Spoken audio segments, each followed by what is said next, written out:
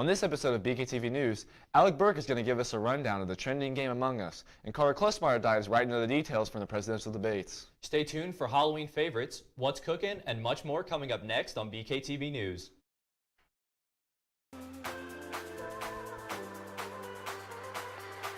Going live in 3, 2, 1.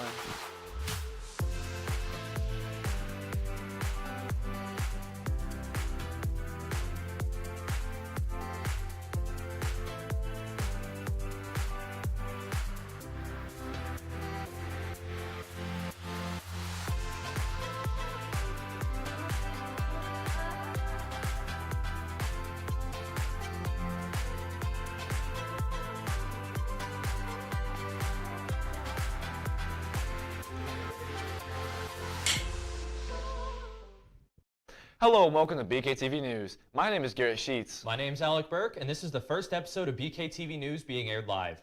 That's right, which means anything can happen. You guys want to see a magic trick? Whoa, whoa, whoa. We've got a show to do. You're right. Maybe later, but for now, ladies and gentlemen, we've got plenty of news to get through and some fun surprises along the way. That's right. We have a segment asking questions like, what is your favorite Halloween movie villain? And we even have a segment answering the question of, how did the 2020 presidential debates go? Plus more interesting and fun segments to follow. To start us off, we will be learning about the popular mobile game Among Us. Here to give us all the details is Alec Burke. Alec, take it away. Wait a minute.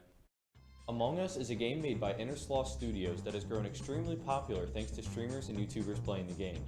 The game consists of crewmates and imposters. The crewmate's job is to finish their assigned tasks, whether that be doing wires, scanning in medbay, playing Simon Says, counting to 10, or many of the other tasks in the game. On the other hand, the imposter's only goal is to kill off the crewmates without being found out. Imposters have many tools to help them out. They can jump in vents, sabotage different areas like lights, reactor, or communications. When either a body is found and reported or an emergency meeting is called, a voting stage begins where players can choose who they think the imposters are and vote them off the game. Strategies are constantly evolving. When I interviewed Tucker Pyatt and Mia Nolasco about strategies, this is what they had to say. If you see someone go into a room and someone else was previously in that room that you left, wait around 10 seconds and then go back in. If you find a body, obviously they just killed them. And if no one's there, then assuming two people were previously in there, you just found two imposters, which would be very effective. If you're the imposter, definitely use your vents and definitely use that you're able to lock the doors. That's how I get away with it. Thank you both for your time and strategy advice. Among Us is available for free on mobile devices with ads or on the Steam web store on computers for $5. So give it a try today. I'm Alec Burke, reporting from BKTV News. See you next time.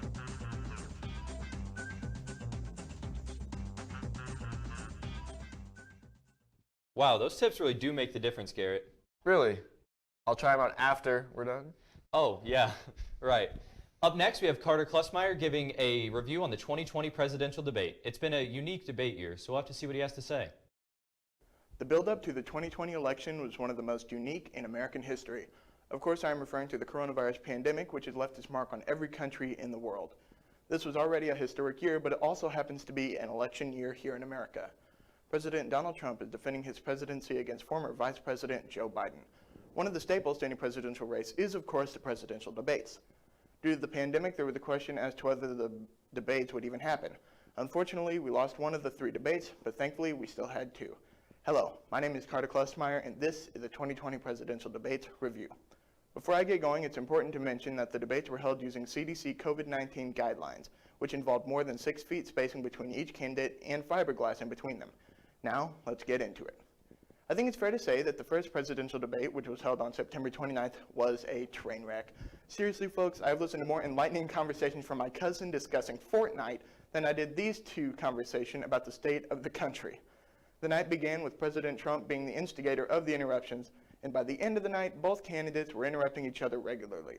This created a confusing and, quite frankly, embarrassing night for both candidates. If you watched the debate, it's fair to say that nothing was accomplished by either candidate, as no issues were intelligently discussed. The question after the first debate was, how would the October 7th vice presidential debates go? Would the current VP Mike Pence and potential VP Senator Kamala Harris be able to have a better night? It turns out the night did go exponentially better than what we had previously seen. There were some mild interruptions from the candidates, but compared to the first presidential debate, The first and only VP debate went considerably well. Before the second presidential debate was going to happen, President Trump contracted COVID-19 along with the First Lady and many members of his team. This raised a question of if it was safe to conduct the second debate. Trump was going to be cleared by the debate time October 15th, but the Commission on Presidential Debates, which is the organization that runs the debate events, thought it wouldn't be safe. They offered to host a virtual debate, but Trump quickly declined that offer, and both traded other options but to no avail. Therefore, we would not get a debate, but instead we got two separate town halls, Biden on ABC and Trump on NBC. To say the town halls were different is a mild understatement. President Trump was dealing with a hostile moderator who grilled him throughout his hour-long town hall. Biden was getting to have a calm, relaxed discussions with audience members and a moderator who wasn't aggressive towards him. Overall, it was a more productive night for both candidates than the first debate was. Luckily, we did get a second real and final debate between these two on the 22nd. This debate overall went very well for all parties involved. It was unique because the candidates were muted in between each of their turns. That's right, folks. After the train wreck first debate, America put its two presidential nominees in a timeout. The night otherwise was a normal debate night featuring a few interruptions from both men here and there, but overall a successful night for the candidates and the American people. Now it's up to you to decide who our future president is going to be on Election Day, Tuesday, November 3rd. No matter who wins, this victory will be a historic one, as whomever becomes president will end up being the oldest American president we've ever had. With that in mind, ladies and gentlemen, this has been your 2020 Presidential Debate Review. I'm Carter Klusmeier saying go vote if you can, stay safe, and thank you for watching. Well, I really hope this year's election goes a lot more smoothly than the last one. Trust me, we all do. Coming up next are two segments that are pretty similar. One is going to be from Sean Smith and Austin Bostic, who are giving us the answers to your votes of the top 5 Halloween movies. The other is from Caleb Dilly telling us the top 5 horror movie villains, a ranking which is based on your answers from a questionnaire he sent out. A fun and scary setup is heading your way with these two new editions of Top 5. Hello everyone, my name is Sean Smith, and this is the top 5 Halloween movies, guys. I sent you a form asking you to pick your favorite Halloween movies. I was excited to see what you come back up. I'm a fan of Ghostbuster, people, but let's see what you voted for. Let's get started then. Coming in at number 5, people, is Monster House. Monster was a 2006 movie that keeps us from the night as a character owned and plays in the heart. The movie is about DJ and his 2 friends, people, that are trying to get to the bottom of Mr. Nutcracker, housed under an evil spirit that controls it. My personal favorite is cut down pretty close to the next 2 movies, people. Number 4, not only Scooby-Doo, people, but also 1991 classic Our Family. Both were taking about 10% of the vote. Scooby-Doo is a classic series that came in 1996 through the thought of us, the true monster of all of the people. Come on next to it is also classic Our Family, which is Foster, long lost brother Guzno, and the story to all of the family that following return of all these wonders. Coming in 3rd place goes to my famous Nightmare Before Christmas, taking about 15% of the vote. Chucky Skelter found himself boarded with the Halloween rule one day. He took a walk into a nearby forest, and he found a circle and a tree, each of the shape of the door. A center of the door catches Jack's eye in a shape, and step in the shape of the new world wonder in the snow. Coming in the new world, working everyone in the town to make one version of the world. Although trying their best, Hocus Pocus come in 2nd place, taking up to 20% of the votes. It's pretty great. In 1993, Max Stones and Allison accidentally bring 3 witches back to life. I know, that's kind of crazy. And aim to never any life that are taken in their life of the children. Now Max and Dawson, Allison, and the cat must get the spellbook at the end of their evils. And number 1, people, you should know, it's Ghostbuster, the classic and the exciting for the Halloween season. They're taking up the 30% of the vote. Wow! This 1984 film was in the 1st place spot at telling us the story of scientists who lost their job at the university decided to become Ghostbuster and hunt down ghosts for money. That's pretty great. However, they put a test down to discover a door that another dimension and release a ultimate evil upon New York City. Wow, that's pretty great, guys. Thank you for everyone who's watching and voting, and I'm watching now. I hope everyone have a happy Halloween and stay safe out there.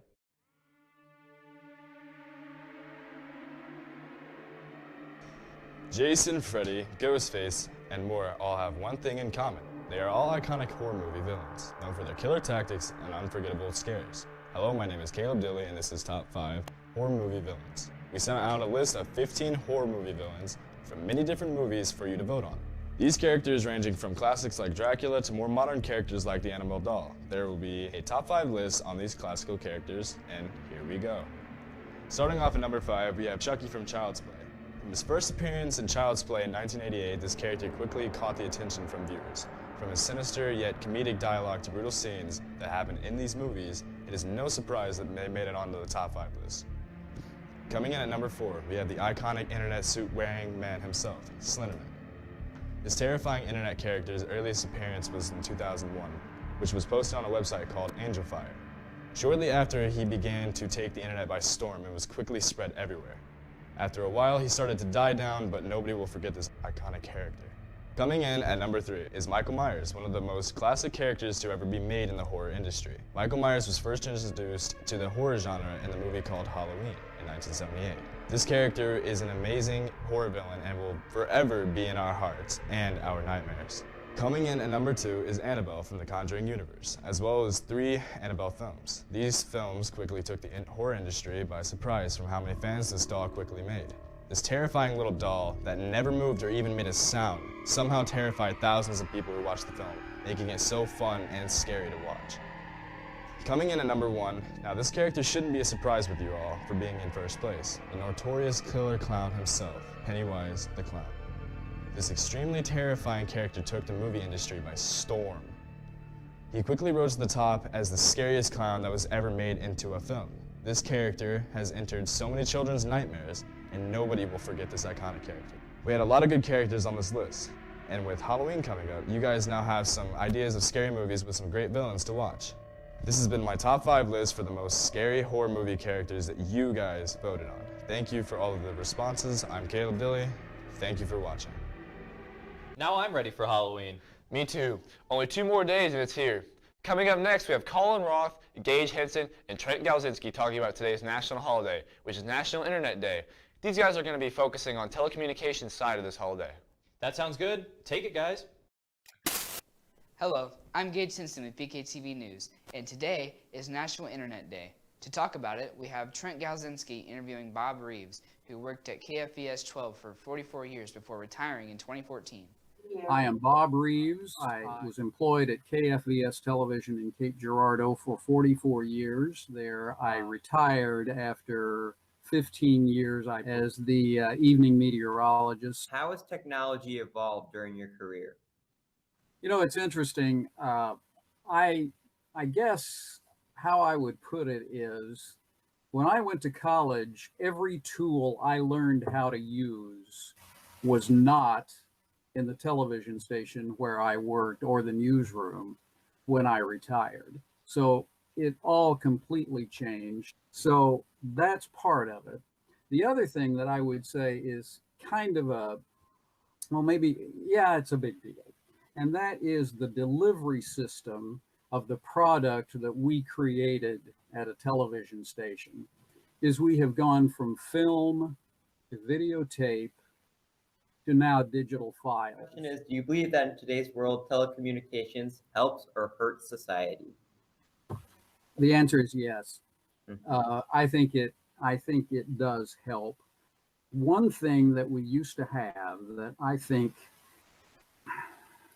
is a bit of a problem today. There used to be standards.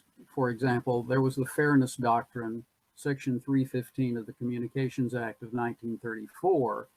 Now, news was exempt from it, but public affairs programming was not. So if you had a point of view, you know, a program dealing with one point of view, you really were required, in fairness, to give an equivalent amount of time to the other. What is the most important advancement in telecommunications that happened during your career, like one piece that defined it? One piece would be the computer. Thank you, Mr. Reeves, for letting us interview you. and thank you for watching. We would like to thank those in our communications department who are working in the Farmington School District. Your work is not being ignored. For sure. Thank you for everything you do. Hey, Alec, when do we have National Shoelace Day? Ooh, how about National Scrabble Day? Like, you know, like the board game? Yeah, I know what Scrabble is, but I'm sorry to tell you that we can't start making up days for everything. With that being said, ladies and gentlemen, don't forget that tomorrow is National Breadstick Day. No, seriously, that's a real thing.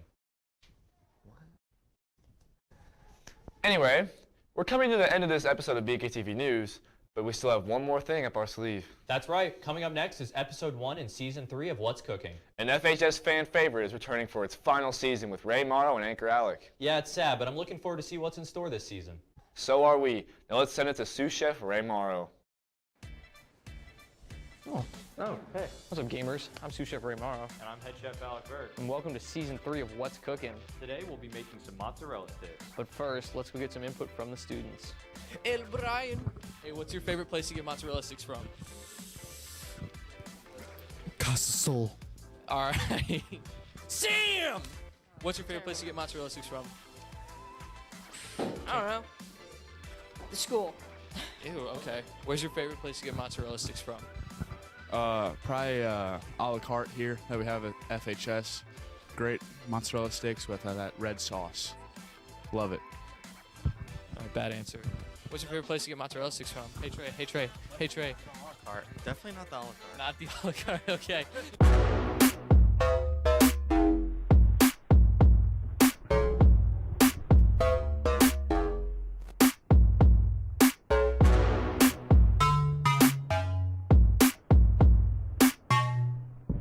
We're back in Head Chef Alec Burke's kitchen. But before we get cooking, let's take a look at those ingredients. For this recipe, you'll need eggs, mozzarella string cheese, breadcrumbs, milk, and flour. First thing you want to do is grab a bowl and 2 eggs, and then crack the eggs into the bowl. And then, boom. Next, add 1 tablespoon of milk. Now you're gonna wanna whisk them together.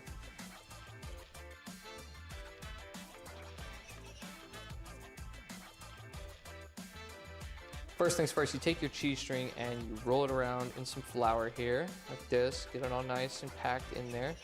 And then we're gonna take it over here to the eggs, roll it around in the egg milk mixture. Then after that, we go over to the breadcrumbs, and we're really packing these ones in there. You don't want them to come off. And then you're gonna do that twice for every stick. All right, it's time to put these bad boys in the freezer for a couple of minutes. It's gonna fall. Put them on top of ice cream in the freezer for a couple minutes to stabilize your chicken there. I think they fell. We'll check. Now it's time to cover the bottom of the pan in vegetable oil. Then turn these heat on medium. Now we're gonna add our mozzarella sticks into the boiling oil, and we're gonna let them sit, ooh, crispy. We're gonna let them sit for about a minute on each side, or until they're like a crispy golden brown. Oh my gosh, these things are going, bro. Oh no, oh no. No,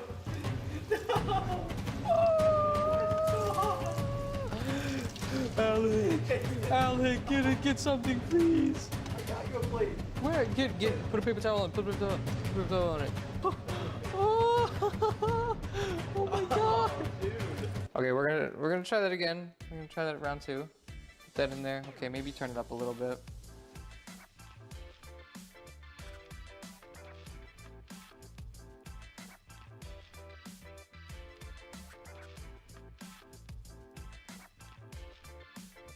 Now, Head Chef Alec Burke is gonna come try the food.